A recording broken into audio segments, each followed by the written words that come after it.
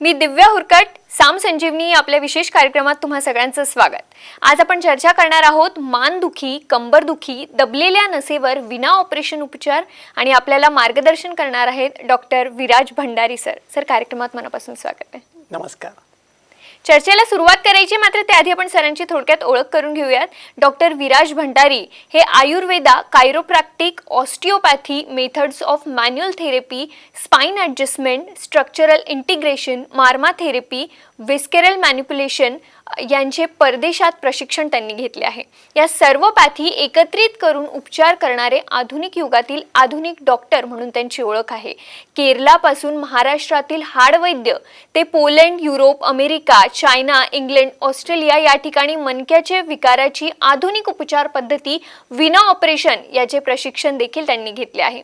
परदेशात संशोधन, evidence based practice of spine अशा तज्ञ डॉक्टरांसोबत त्यांनी काम केलं आहे। विशेष करून मणक्याचे सर्व आजार, disc bulge, degenerative spine, cervical pain, lumbar pain, herniated disc, slip disc, 10 मिनिटापेक्षा चालता न येणे, पाय जड होणे, बधीर होणे, मुंग्या येणे, चक्कर येणे यासारख्या आजारांवर त्यांनी परदेशातील आणि प्राचीन भारतातील उपचार पद्धतींचा संगम केला। डॉक्टर भंडारी स्पाइन टेक्निकमुळे 10,000 पेक्षा जास्त मणक्याच्या विकारांचे रुग्णांचे उपचार न ऑपरेशन करता त्यांनी केले आहे। डॉक्टर भंडारी यांचे वैशिष्ट्य म्हणजे अचूक निदान आणि योग्य उपचार। 10,000 मणक्याच्या रुग्णांचे ऑपरेशन वाचविल्यामुळे leading icon of Maharashtra Shri Aditya Thackeray, Shri Dilip Walse Patil आणि सिद्धार्थ जाधव यांच्या हस्ते त्यांचा सन्मान करण्यात आला आहे। चला तर मग आज चर्चेला सुरुवात करूया। सर, पुन्हा एकदा तुमचं स्वागत आहे कार्यक्रमात। सर, सर्वात आधी तर आम्हाला हे जाणून घ्यायचं आहे की नेमकं स्लिप डिस्क म्हणजे काय असतं?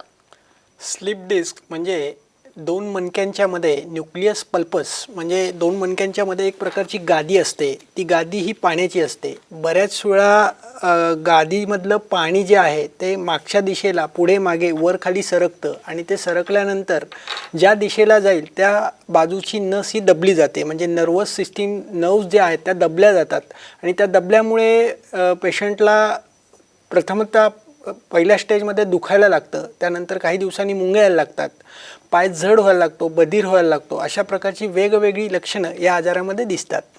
अच्छा, आणि सर हे जे नस दबणं आहे किंवा डिस्क बल्ज आहे हे नेमकं का होतं, याची काय कारण आहे?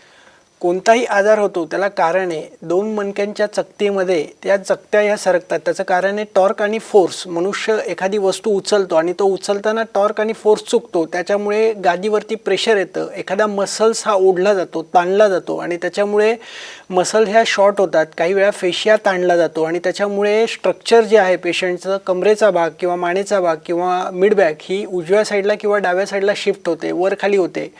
चालताना पाय ताणला जातो, एखादा पाय लहान होतो उभं राहिल्यानंतर। हे सगळं जे आहे होण्याचं कारण जे आहे ते पहिलं म्हणजे पोश्चर। तुम्ही कसे उभे राहताय, कसे झोपताय, कसे चालताय हे चुकीच्या अवस्थेत केल्यामुळे बऱ्याच वेळा त्रासाला सुरुवात होते।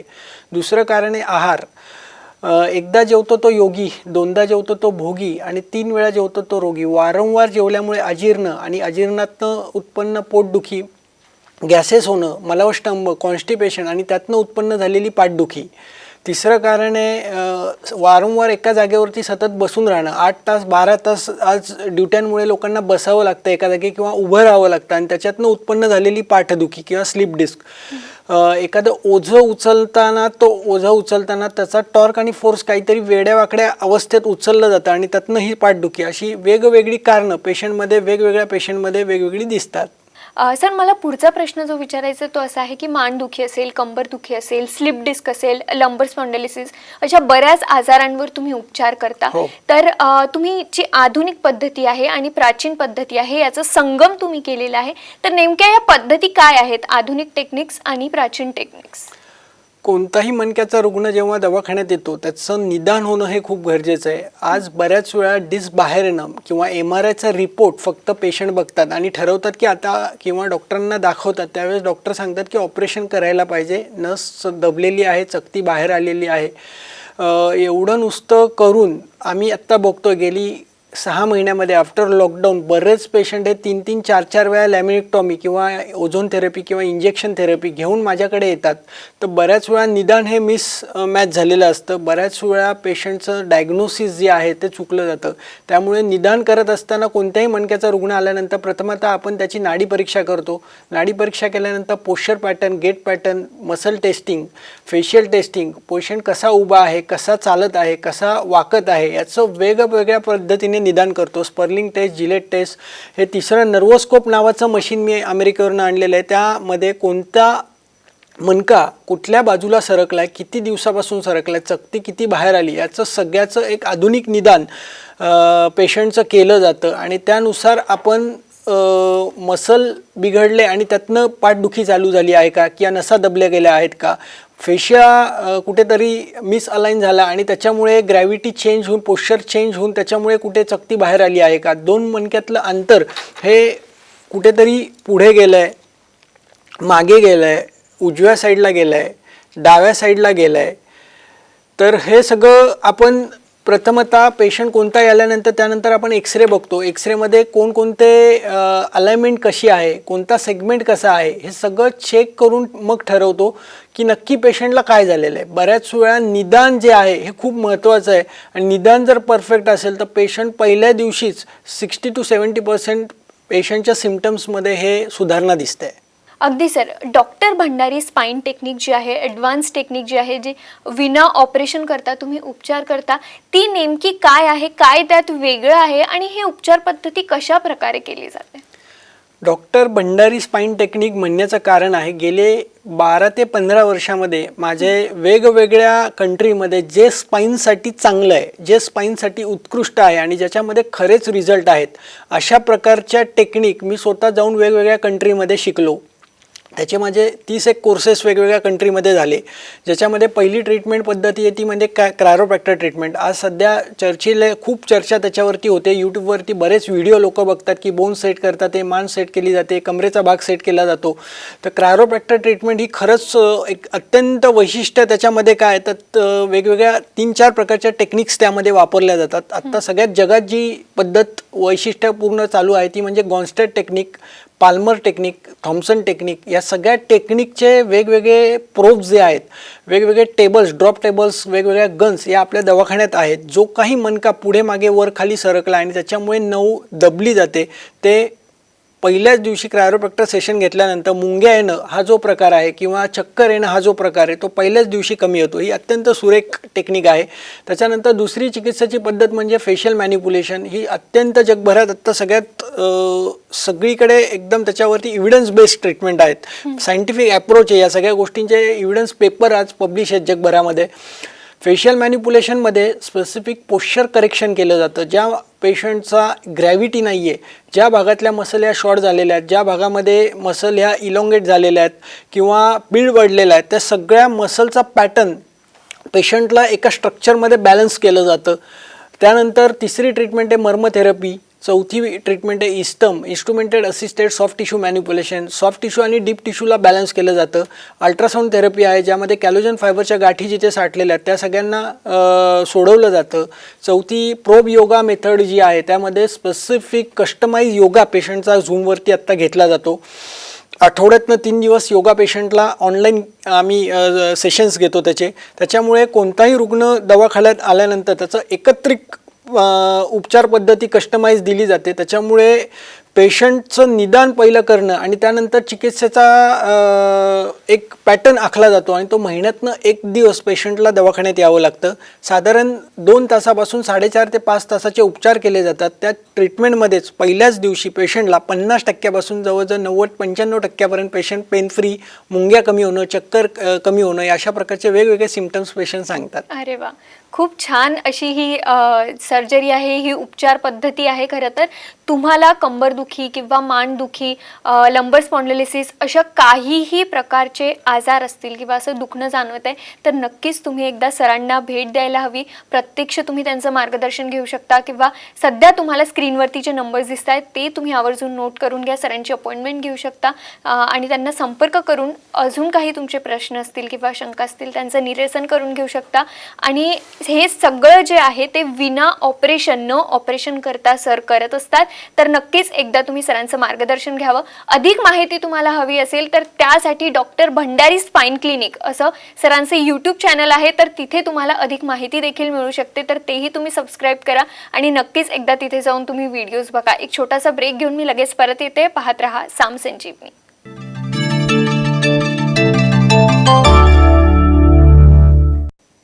ब्रेक नंतर पुन्हा एकदा तुम्हा सगळ्यांचं साम संजीवनीमध्ये स्वागत. मानदुखी, कंबरदुखी, दबलेल्या नसेवर विना ऑपरेशन उपचार यावर आज आपण चर्चा करतोय आणि आपल्याला मार्गदर्शन करतायत डॉक्टर विराज भंडारी सर. जसं मी तुम्हाला आधी सांगितलं सर, विना ऑपरेशन करता ही सगळी उपचार पद्धती करत असतात आणि अशा बऱ्याच रुग्णांवर, 10,000पेक्षाही अधिक रुग्ण आहे ज्यांचे ऑपरेशन सरांनी वाचवलेले आहेत. आणि असेच जे पेशंट्स आहेत त्यांनी त्यांचे अनुभव आपल्यासोबत शेअर केलेले आहेत, आपल्या समोर मांडलेले आहेत. त्यातलेच काही अनुभव माझ्याकडे आहेत ते मी तुम्हाला दाखवणार.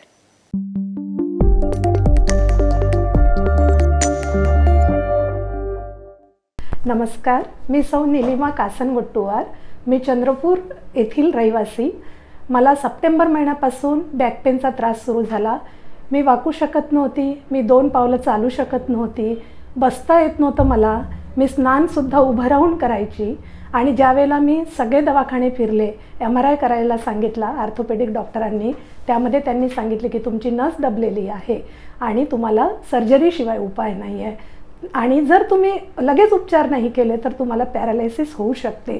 त्या रात्रभर मी झोपली नाही आणि लगेच 2 दिवसांनी सॅम TV सुरू करताच मला डॉक्टर भंडारी यांची मुलाखत दिसली आणि ती मुलाखत मी पूर्ण रेकॉर्ड करून ठेवली. आणि ज्यावेळेला मग परत यूट्यूबवर सर्च करत गेले, ABP माझावरची मुलाखत दिसली आणि सरांचे यूट्यूबवरचे प्रोग्राम पाहिले आणि आम्ही लगेच डॉक्टर भंडारी क्लिनिकला फोन लावून अपॉइंटमेंट घेतली आणि डिसेंबर 24 तारखेला मी इथे पहिल्यांदा आली. ज्यावेळेला मी आली त्यावेळेला मला सरळ उभं राहतासुद्धा येत नव्हतं. माझं पोश्चर पूर्ण वाकडं झालेलं होतं. फेशियल मॅनिक्युलेशन जेव्हा सिस्टरनी मला केलं त्यावेळेला मला इतका त्रास होत होता, परंतु त्यांनी सांगितलं की यावेळेला फक्त तुम्हाला त्रास होत आहे, दुसऱ्यांदा जेव्हा तुम्ही याल तर पुष्कळ 50% रिकवर होऊन याल. माझी बसण्याची कंडिशन इतकी खराब होती की मी माझे देवसुद्धा वरती ठेवले आणि उभं राहून पूजा करायची. परंतु ज्यावेळेला इथे आली सांगितलं सांगितलं की नाही तुम्ही बसत जा, काही फरक पडत नाही, तुम्हाला बसायचा तुम्ही प्रयत्न करा. आणि मग मी लगेच इथून गेल्यानंतर दुसऱ्या दिवशीपासून देव माझे मी खाली घेतले आणि देवपूजेला सुरुवात केली. मला खूप समाधान वाटलं. माझ्या पायात खूप मुंग्या येत होत्या. मी 1 मिनिटसुद्धा उभी राहू शकत नव्हती, अशा झरझर मुंग्या यायच्या. परंतु आज मी सगळे कामं करू शकते. ज्या वेळेला मला त्रास सुरू झाला मी दोन्ही वेळेला स्वयंपाकी नव्हती माझ्याकडे आणि आज मी अभिमानाने सांगते की मी सगळे घरचे कामं एकटी करते. मला फार अभिमान आहे या हॉस्पिटलचा आणि या स्टाफचा आणि डॉक्टर साहेबांचा. आणि सगळे फॉलोअप मी पाहिले. डॉक्टरांसोबत मी योगा केला सकाळचा आणि खानपान, आहार विहार सगळं डॉक्टरांच्या फाईलनुसार मी केलेलं आहे. आणि मला जो या उपचार पद्धतीमुळे फायदा झाला तो सगळ्यांना व्हावा. आणि ज्याला कोणाला जर कोणी सर्जरी सजेस्ट करत असेल तर त्यांनी एकदा प्लीज भंडारी क्लिनिकला यावं. या हॉस्पिटलमध्ये आल्यानंतर येथील स्टाफ, सर फार मोकळा आहे. आपल्या मनात कुठलीही भीती ठेवत नाही की नाही लगेचच तुम्हाला आता सुरूच करावं लागेल, अशी कुठली जबरदस्ती नसते. समजावून सांगतात आणि मग ते उपचार पद्धतीला सुरुवात करतात. आणि जी आता आधुनिक रोबोटिक पद्धत आलेली आहे त्याच्यामुळे तर फार जास्त रिलॅक्स वाटतं. आणि इतकाही प्रवास करून इथे आल्यानंतर मला जे समाधान मिळतं ते आजच्या ट्रीटमेंटपर्यंत मिळालं नव्हतं. त्यामुळे सर्वांना विनंती आहे की मला जो आनंद मिळाला तो तुम्हालाही मिळेल. कृपया एकदा यांच्या क्लिनिकला भेट द्या. Doctor Bhandari spine clinic. प्रथमतः रुग्ण दवाखान्यात आल्यानंतर नाडी परीक्षा, मणकेची तपासणी, spine vertebra segment alignment testing, muscle testing,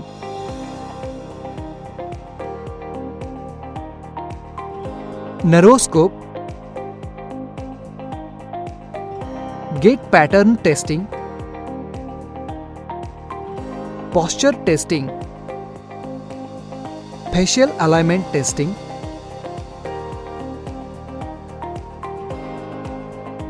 spine and prone position testing, X-ray, उभे राहून पूर्ण पाठीचा एक्स-रे काढूनच दवाखान्यात घेऊन येणे, झोपून एक्स-रे काढू नये.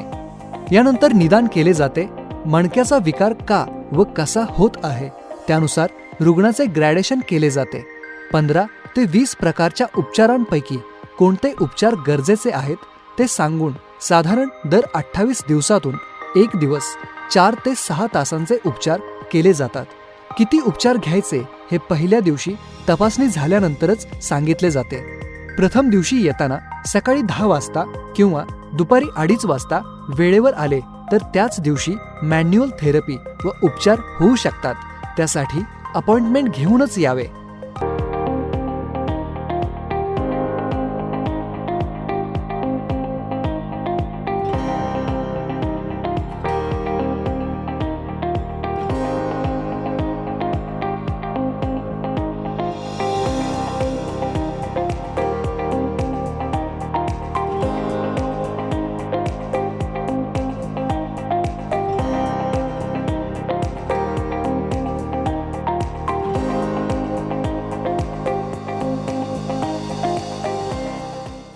खूप सुंदर अशा प्रतिक्रिया आपण बघितलेल्या आहेत.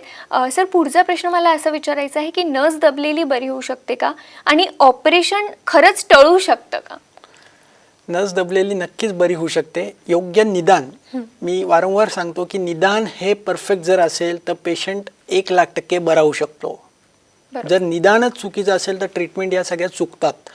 तर निदान जे आहे ते खरंच परफेक्ट होणं गरजेचं आहे आणि निदान जर परफेक्ट असेल तर ऑपरेशन हे 100% टळू शकतं. जिथं एव्हियन सारख्या केसेस आहेत किंवा जिथे डिस्क चकतीच तुटून पुढे गेली, अँट्रोलिस्थेसिस सारखे पेशंट आहेत, तिथेच फक्त ऑपरेशन लागतं. पण तशाही केसेस विना ऑपरेशन नुसत्या आयुर्वेदिक औषधावरती प्रोलॉंग होऊ शकतात.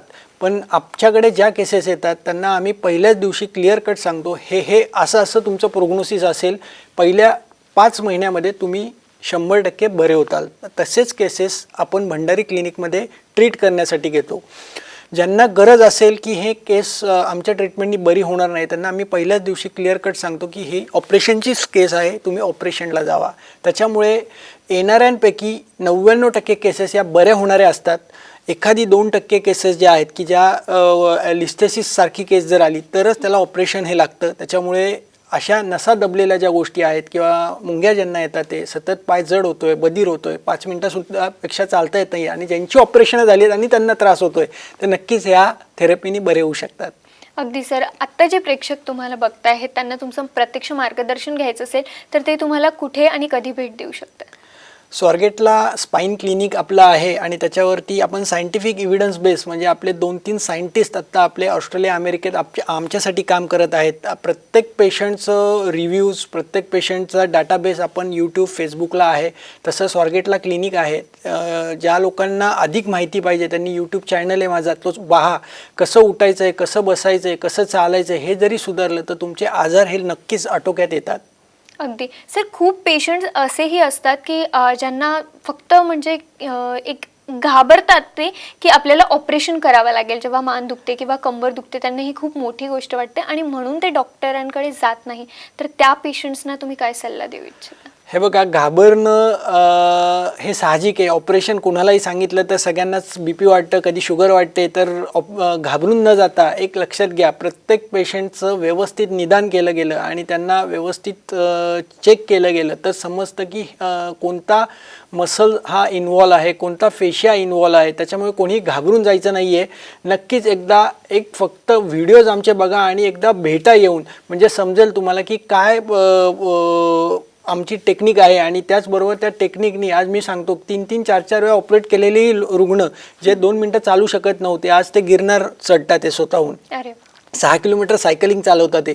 त्याच्यामुळे ही जी एकत्रित इंटिग्रेटेड मेथड पद्धत आहे आणि ही पद्धत खूप चांगल्या प्रकारे एक वरदान आहे पेशंटसाठी. ज्या मणक्याचे विकार ज्यांना आहेत किंवा ज्यांना स्लिप डिस्कचा त्रास आहे, मानेचा सर्व्हायकल स्पॉन्डिलोसिस म्हणजे मानेची चकती ही बाहेर येते आणि त्याच्यामुळे आर्टरीजवरती प्रेशर येऊन मान उजवीकडे घेतली तर चक्कर येते, मान डावीकडे घेतल्यानंतर चक्कर येते. त्यांची चक्कर ही पहिल्या दिवशी पूर्णपणे बंद होते. त्याच्यामुळे घाबरून न जाता ऑपरेशन सांगितलं म्हणजे आपण संपलोय, आता लुळे पांगळे होणार, हा विचार पहिला काढा. तुमच्यासाठी मॅन्युअल थेरपी हे अत्यंत वरदान आहे आणि ते नक्कीच तुम्हाला त्यातनं बाहेर काढू शकतं आणि तुम्हाला परत नवसंजीवनी देऊ शकतं. अगदी. आणि हीच भीती तुम्हाला घालवायची असेल तर आत्ताच तुम्ही यूट्यूब चॅनलवर सरांचे हे व्हिडिओज बघू शकता, त्यांच्या टेक्निक्स बघू शकता. त्यासाठी फक्त यूट्यूबवर जा आणि डॉक्टर भंडारी स्पाईन क्लिनिक या नावाने सरांचा यूट्यूब चॅनल आहे. एकदा तिथे जाऊन नक्कीच तुम्ही अधिक माहिती जाणून घेऊ शकता, अधिक व्हिडिओज बघू शकता आणि मग तुम्ही सरांना संपर्क करू शकता. त्यासाठी सध्या स्क्रीनवरती जे नंबर्स तुम्हाला दिसत आहेत ते तुम्ही आवर्जून नोट करून घ्या. सरांची अपॉइंटमेंट घेऊन तुम्ही सरांना प्रत्यक्ष भेट देऊ शकता आणि सरांचं मार्गदर्शन घेऊ शकता. सरांच्या क्लिनिकचा पत्ता देखील सध्या तुम्हाला स्क्रीनवरती दिसतोय, तो देखील तुम्ही आवर्जून नोट करून घ्या आणि नक्कीच एकदा सरांना भेट द्या. अशा काहीही आजारांशी तुम्हाला लढायचं असेल आणि उपचार करून घ्यायचा असेल, यशस्वी उपचार करून घ्यायचा असेल, तोही ऑपरेशन न करता, तर तुम्हाला एकदा तज्ज्ञांचा सल्ला घेणं खूप गरजेचं आहे. आणि त्यासाठी सर आज आपल्यासोबत इथे आहेत आणि त्यांचे नंबरही देखील तुम्ही स्क्रीनवरती बघू शकता. सर तुम्ही इथे आलात, खूप छान असं मार्गदर्शन आम्हाला आणि आमच्या प्रेक्षकांना दिलं, त्यासाठी मनापासून आभार. धन्यवाद.